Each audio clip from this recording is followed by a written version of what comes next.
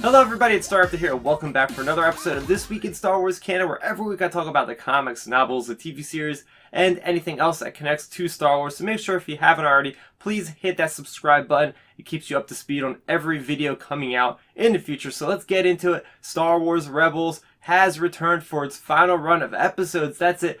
Not just season 4, but the entire series in general is coming to a close. So we got 2 episodes this week. We have episode 10 and episode 11, both Jedi Night as well as Dume. And I actually have my spoiler-filled review on the channel right now, and I really don't want to talk about this episode because I feel like I probably am going to do spoilers if I do, which I don't want to. So if you have watched the episode already, or if you just don't care about spoilers, go ahead and check out that review I have on the channel right now. So the next thing I want to talk about this week is Dr. Aphra, issue number 17. This is part 4 of the remastered arc where we have Dr. Aphra and her droid, well, her previous droid. It's not hers anymore because he's got the free will now. It's 000 who has blackmailed Dr. Aphra, and he's sending her on this mission to obtain his prior memories on this planet that is the head of the Tarkin Initiative. So Aphra comes up with the plan because she has this mercenary band. They go to this rebel pilot testing facility, and they actually capture Hera Syndulla and hope that they can actually barter her with the Imperials on that planet for the information about 000's memories. So let's get into the things that I enjoyed about this issue because, as always, Dr. Aphra is always a blast to read. So let's get into it. First off, I loved how the Rebels actually repurposed a separatist, Lucre Hulk, right? So they are these type of battleships they've seen in the Phantom Menace. So that's brilliant because when you think about it, the Rebels, they don't really have the resources anywhere near or close to what the Empire has. So what they actually have to do is use a lot of old tech. Now, you know, guys, if you've played Battlefront 2, they're using AT-RTs from the old Clone Wars, so stuff like that. And it's just really interesting seeing X-Wings like flying in and out of a hangar bay of a droid control ship. And they actually do mention the droid control aspect and how that was so stupid for the Separatists to use that because they could easily exploit that with their enemies they can.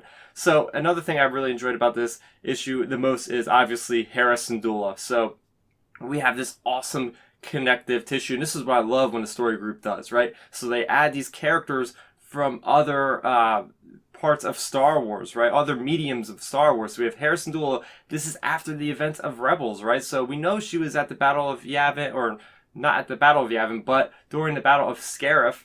So we get to see what she's doing now. She's a general still, and she's basically in charge of all these pilots. And it's kind of funny because she's actually controlling a lot of the droids, the astromech droids, with the droid control ship to kind of help guide the pilots if they get out of line. So it's really interesting because we know how great of a pilot she is. So it's nice to see her being in more of a leadership role, a teaching role for the new wave of the Rebel pilots. And I've always been wondering, like, we always hear about the Imperial Academies when it comes to the Stormtroopers and the TIE Fighters. We've seen an Imperial Academy, a Sky Strike Academy in Rebels, actually. So it's nice knowing that, you know, there's other Rebel kind of places that they train their own pilots.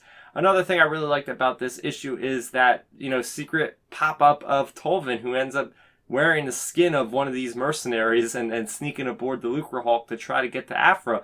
And it's just a very interesting dynamic that Aphra and Tolvin has. You can see that Tolvin, her tough exterior, is starting to slowly melt away the more she is around Aphra.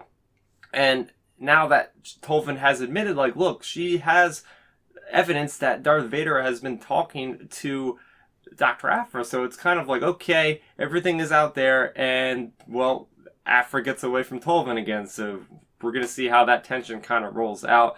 And finally, the last thing I want to talk about is Tam Pazla, guys. You know how much I love Tam Pazla if you watch these videos every week, and yeah, this guy's awesome, and I just love seeing the kind of comedy the guy presents in a deadpan manner when it comes to Star Wars. I mean, he's thinking that what they're doing is a conniving, cheap trick, and, well, he's part of a mercenary group. I mean, of course they're going to do cheap tricks on the Rebels to try to get one up against anybody, really. So I love how he's got this ex-cop kind of personality that, even though he is a mercenary, he still acts like he's this upstanding citizen, which he really isn't when you think about it. And the last thing I want to talk about today is all of the Solo, A Star Wars Story publishing news it's been a bit like empty as far as the schedule for the Star Wars books, and I've been kind of worried, like, okay, we have the Last Jedi novelization coming out in less than 2 weeks, and then after that we're gonna have to wait all the way till the end of July for Throne Alliances. That can't be right. But yes, Del Rey and Disney, Lucasfilm Publishing, and Marvel and DK and everybody else has come together with this nice slate of solo tie materials. So I'm going to break it all down for you guys. First off, we have from Del Rey, Last Shot. This is being written by Daniel Jose Older, and this guy was actually at New York Comic Con back in October, and he dropped a hint that he was writing another Star Wars book. And he did say it was a long time ago in a galaxy far, far. That's the only thing he could actually say. And I took that literally, and I was like, hey guys, are we getting an Old Republic book that's canon? And I was getting super excited. And well, now we know he's writing this, and I'm perfectly okay with that because I really enjoyed that story about the Stormtrooper that was in From a Certain Point of View. So this guy does already have experience writing Star Wars, so I feel pretty good about it. Now, talking about the story in general, it's interesting. It's got 3 approaches to it. So we get this story between Lando and L337, that is his compatriot droid, and that's before Solo, a Star Wars story. Then we're going to get this other story that is between Han Solo, Chewbacca, and Sana Starros. Yes, that's his wife, quote unquote, that was, revealed in Marvel. So we're going to actually find out what's going on with that whole thing, that whole scheme that they plan. And then we get one more story, which I'm really excited for, which is going to take place after The Empire's End, that book. After Return of the Jedi, it says a couple of years, I think, after, we're actually going to see a young Ben Solo and Lando and Chewie, and everybody's going to be together, and they're going to kind of try to figure out what's going on with this Dryden Voss guy, who I think is played by Paul Bettany in this upcoming Solo movie. So that kind of spoils something, because then it's like, obviously that guy doesn't die in that movie, so that's another person we know that survives, but there's plenty of other people that could die.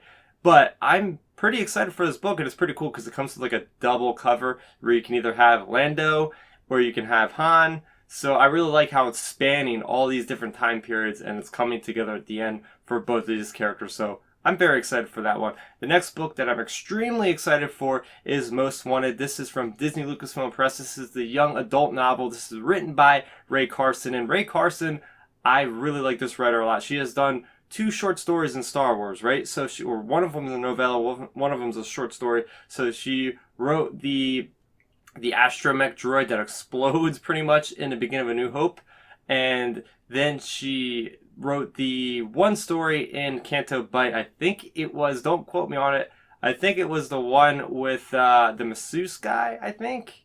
But yeah, so she's got her feet wet with Star Wars. So I'm very, very confident that she's going to write a great story, because this one is going to be pretty much a direct prequel, or maybe not direct, but a prequel to Solo, a Star Wars story. It's going to be about Han Solo and Kira, who is that new female lead that is played by Emilia Clarke if you watch the trailers. And it's going to be about them as the little street rats that they are on the streets of Corellia. So I'm really much looking forward to that, because I think this could be a very good story in the vein of maybe like a Rebel Rising, which explored all about Jyn Erso's upbringing and how she grew from the time on Lamu and all that kind of thing. So very interesting there. Now getting into the comics. So we have another Lando miniseries, a 5-issue miniseries. It's called Lando Double or Nothing. This is written by Rodney Barnes with art by Paolo Villanelli. And we already had a Lando comic written by Charles Soule, and that one was phenomenal. It's still one of the best Lando comics out. These aren't the same writers that are doing this one, so I'm still pretty optimistic, and they say this one is pretty much a direct prequel to what happens in Solo, a Star Wars story. So that one is coming out like the Wednesday after Solo comes out, and I forgot to mention a release date. Sorry about that. Last Shot, I believe, is coming out sometime in April. I think it's April 17th, and Most Wanted is coming out the day of the film, which is May 25th. Now we're going to get into the Star Wars IDW comics. So we got the Star Wars, the Free Comic Book Day edition, which is going to have Zuckuss and Forlom going against Chewie and Han. That'll be interesting, and that carries through in issue number 10 of Star Wars Ventures, as well as 11. And all of these are being written by Cavan Scott and Derek Charm, and Cavan Scott is a veteran when it comes to Star Wars, so you could remain confident that this guy is going to be doing a pretty good story. He's written a lot of the Tales in Wild Space, which I've been reading, so they're pretty good there. And finally, to round out all the main things I'm looking forward to, because there's a lot of sticker books and things of that nature and art of, we have another guidebook. So we have Solo, the official guide, being written once again by Pablo Hidalgo. So yeah, I eat those books up. I always get them the day after I see the movie, and I just absorb them completely. So can't wait to find out about all the new alien species and everything else technology-wise about that and all the lore. So the only thing that I have a little bit of conflicted thoughts about is there is no news of a novelization. Now, again, you guys can correct me in the comments below, but I thought they always reveal the novelization when everything else is announced. I have a thought maybe that they might be holding that news until the upcoming Emerald City Comic-Con, which is, I believe, at the end of this month. So maybe they're just saving that announcement for all the people that go. And I don't even know if they have a Lucasfilm panel at that actual convention. So I might just be saying random stuff right now at this point. But that is everything that came out of the big blog that was published on EW.com about the Solo tie-in books. So next week, you guys can look forward to, once again, 2 more Rebels episodes. We have episode 12, Wolves and Adore, and we have episode 13, A World Between Worlds. We also have issue number 12 of Darth Vader. So I want to hear what you guys have to say about all this. What do you think about all the Solo tie-in books? What are you looking most forward to out of all of these books? And are you reading Dr. Aphra? And what are your spoiler-free thoughts on the Rebels episode that came out this week? Let's talk about it in that comment section below. Also, if you're new to the channel, please consider subscribing. If you like this video, it helps me out a lot, and it'll keep you guys up to speed on all of my latest content. I do Star Wars videos every single week, so you can always look forward to more content on the channel. My name's Starrapter. Thank you for watching, and may the Force be with you always. Thanks for checking out the video. Please hit that thumbs up symbol. It helps me know that I'm making content that you guys enjoy. And if you enjoyed this video, I also include 2 videos down below you guys should check out. And please consider subscribing to this channel. It helps support me, and it notifies you guys of when I get new videos up on the channel. You can also contact me on Twitter, Facebook, and Instagram at Starrapter.